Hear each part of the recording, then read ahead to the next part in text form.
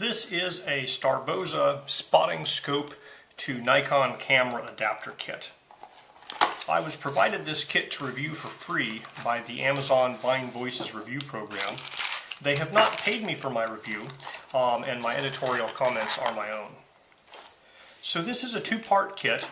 It has a tube here with nylon screws that you can center a spotting scope, or really anything that would fit inside of this tube, to these T-rings here.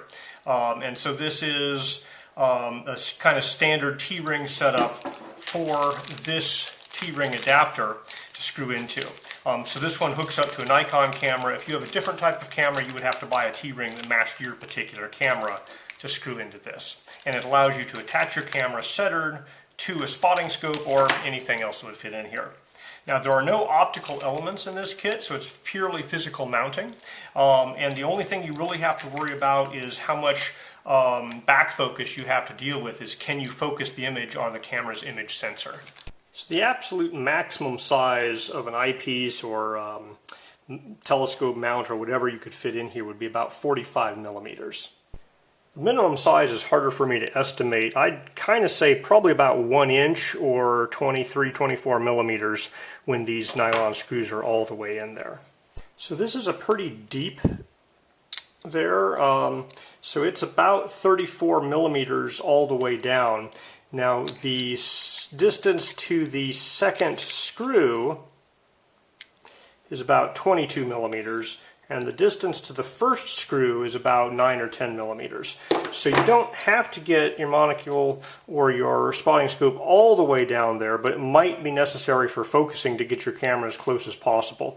And so if you have a short one like this, it might hit something like that. So I tightened these nylon screws. I kind of went around and tightened them each the same amount. So it's in there pretty well. I'm not 100% certain I have the tilt exactly right. We'll see what happens when I put the camera on this. All right, so when I attached the camera here, the circle wasn't exactly centered in the image sensor, so I think I have this tilted a little bit. Also, I adjusted the focuser all the way to one direction, and right when I got to the farthest direction here, it almost came into focus, but I couldn't quite focus it. So I don't know if I need a little more distance, which I can easily do by pulling this out, or a little less distance, which I can't do because I can't get it any closer. Now if you look down this into the camera, you can see that the sensor is perfectly centered in the center of this guy here. So with this particular inexpensive scope, I can't get enough back focus to bring the whole thing into focus. So you can see this little circle with a line on it, that's where my image sensor is, and the distance between the end of this eyepiece and that is just too much for me to focus this. So you either need a nicer scope that fits in there better, or has more eye relief to get that focus back, or maybe a camera with the image sensor of the film a little farther to the front.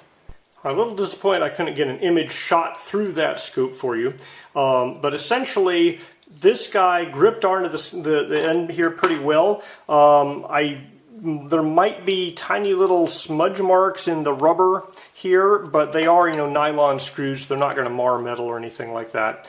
I think the key here is you need to have at least, that couple inches of clearance so you can get this all the way forward to get that eyepiece as close to the back here, as close to your image sensor as possible, and have enough eye relief to be able to focus on that image sensor. So this is not going to work with every single spotting scope out there. You're going to have one that has a long enough eyepiece on it that this will go all the way down over it. And also, enough eye relief or back focus to make this work with your camera. So you're probably going to have to buy it and find out to see if it'll work with your particular scope and camera.